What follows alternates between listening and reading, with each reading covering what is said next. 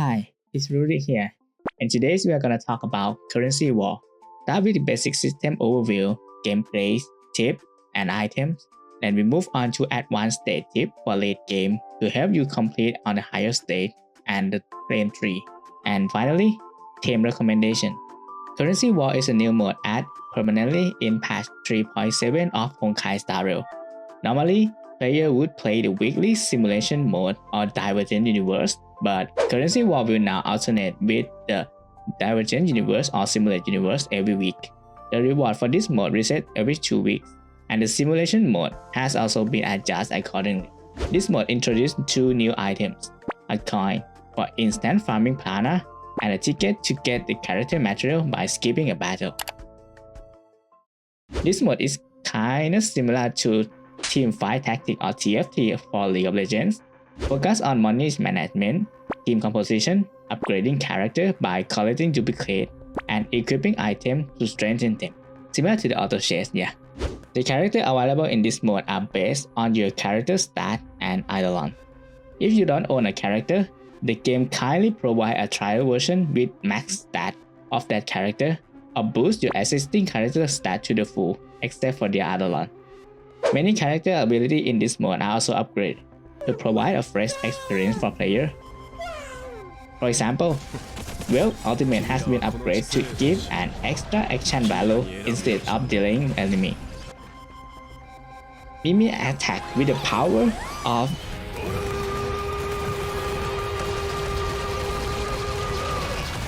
now she can punch a lot instead of just 5 to 6 punches. Currency war is divided into 2 modes. There's the standard Gambit ranking mode, which has 8 ranks, and each rank is divided into several tiers. Winning a battle with high remaining HP lets you advance faster, up to 3 tiers at most. However, you can only progress from the latest tier you have reached. Each rank also gives Delegate as a first-time reward when you advance. And next is Overclock Gambit. This is the faster one, which gives you XP, give gold, and give reward much faster than the normal mode, making it ideal for weekly farming. You can start from the first tier easily, but the mode gives fewer points compared to the higher tier. There's 83 tiers in total if you just go onto everything, which is a lot. But if you keep playing, your weekly mode point will eventually fill up anyway. So if you're not familiar with Autochess or TFT stuff, then the game actually has some help system to help you. First is the advantage layout. Advantage layout provides various buffs to assist you during battles, and the points used to upgrade them come from simply just playing. Stronger end tier buff or end game buff can save you on prolonged hours, or sometimes winning 6 consecutive matches can grant you 4 coins per round, which is a lot and make you upgrade your character much faster. Another feature is the Strategy Compendium. The Strategy Compendium, which is accessible from the top right in-game panel, helps you easily assemble teams and equip items without having to plan everything by yourself. It even marks which characters are essential for the strategy and suggests optimal item setup. So we just get right into the game, shall we? Here what the single round of play looks like. Before we starting, it shows the boss you will face in all 3 phases, and always display the debuff at the bottom. At the start, you are given 3 cards to choose from, each representing a strategy that makes the round easier to play. At the start of the first phase, you are given random characters to form your initial team, along with some goals and items. Now, let's go over the different elements you can see on the screen. First is the preparation area. The preparation area, which is on the downside, is used to store unused characters or those you plan to use for the draft period, and it also holds equipment selection box as well. Next is the formation area. The formation area actually divides into 2 sides. There's on-field character, which is on the top, and the off-field character, which is on the bottom. All characters will have an indicator which tells you where they should be. Either they are on-field character, off-field character, or some character can be both on-field and off-field character. The off-field or on-field symbol is marked by the white dot on the right side of the character picture. The on-field character is just like how you play Honkai Star Rail in general. They will have some skill, you can play it just like how you play outside, but it will have some special effect that exclusively to the currency war. And for off-field character, they can use their specific skill to assist you in the battle when they take their turn without you have to control them or anything. However, if you place on-field character on the off-field section or place the off-field character in the on-field section, you will gain nothing from them, but you can still gain some bond point if you want, so it might open up to some strategy as well. Next is the level. You always start at level 3, which allows you to place at least 3 characters on or off field. As you level up, you can place more characters according to your level. You always gain 2 EXP each time you clear a stage, or you can spend 4 coins to buy 4 EXP as well. For the character, all the characters have their own rarity, indicating by the background color and star level. When you place 3 of the same character in the same slot, they guard merge to upgrade the character by 1 star. For example, if you have a 1 star Aglaya and you just buy 2, then you get a 2 star Aglaya. This also applies when you upgrade them to 3 star. So for example, you need to have 3 2 star of the same unit to get a 3 star unit. Character can have up to 3 star unless some strategy allows them to reach 4 star. Basically, the character at 3 star will perform much better compared to the 2 star or 1 star counterpart. For example, Doctor Ratio at 3 star can cost up to 4 follow-up per attack compared to their 1 star counterpart who can do at most 2 follow-up per attack. Clicking on a character shows their stack, skill, equipped item, and their sale price. You might notice something that the price of 2 and 3 star character when sold is not equal to how much you have to spend to buy them. Next system is the coin. Coins are the main currency used to buy character and gain EXP, and you can gain more coins depending on the strategy you choose. Most importantly, you should focus on consecutive wins and the coin you save as the grand bonus at the end of each room. This part is very crucial to maximize and win in the currency war. Next is the shop. To the right lower side of the screen, you will see the button to open the shop. When you click on the shop, it will offer you 5 characters to choose from on the screen, with their rarity indicated by the background color. The appearance rate for each rarity depends on your level, and you can refresh the shop for 2 coins. And after clearing a room, the shop resets automatically, but you can lock it to prevent a reset as well.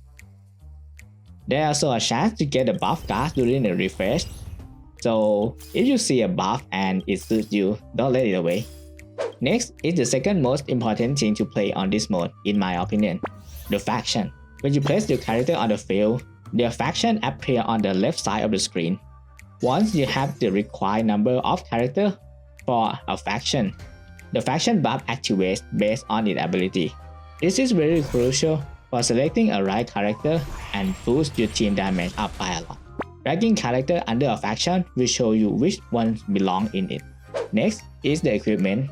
There's 4 types of equipment in total: the common item, the advanced item, gem, and the faction emblem. The common item is the most basic form of item which only boosts the basic stat without passive in it. Combining 2 common items will form you an advanced item. The advanced item will provide additional effect to boost your character or team ability. These are very important items and can be faction locked or upgraded to increase your power. Next is gem. Gem is just like a common item, but for a faction. Gem will be used to craft a faction emblem to equip on the character outside of the faction to include them in your faction. It's just like use the color to paint them into the same color, but actually it's not. But yeah, you can activate the passive this way as well. And some of the factions require more of the character in their faction than what they already have. So this emblem is quite useful, especially in late game section. There's also some items that can help you greatly in the currency war battle and gearing. First is range, which remove equipment from a character with unlimited use. The smelting furnace, which convert equipment into random item of the same type. The projector, Duplicate the select character with some restriction, which can use on only the 3-star character or lower. Good fortune token. Let you choose an equipment suitable for your character. And next is the special privilege card used to upgrade the equipment. If the information is too much for you, you can view all the recommended equipment for each character on their character card or through the strategy compendium you have selected. Now we move on to the type of battle stage in the game. First is reward stage. Very easy enemies which give out a lot of items and character cards when you kill them. Next is investment strategy. It will give one buff card to your run. After you select the buff, it will convert to the combat stage. Next is combat stage. The combat stage is just a combat stage, nothing much of it. The supply phase. Supply phase gives you one free character and one free item. Next is encounter node.